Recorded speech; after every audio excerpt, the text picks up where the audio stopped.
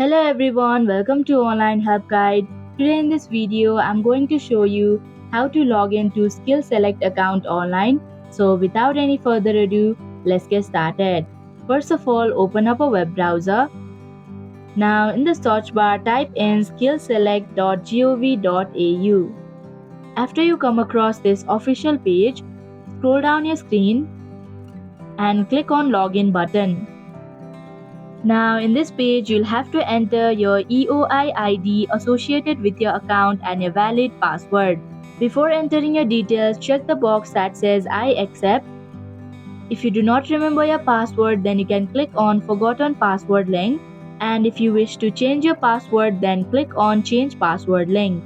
After entering your details, click on the Login button to proceed. And that is how you can log into SkillSelect account online. Thank you for watching Online Help Guide.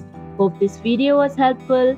If it was, then hit the like button and comment down if you have any questions or feedback.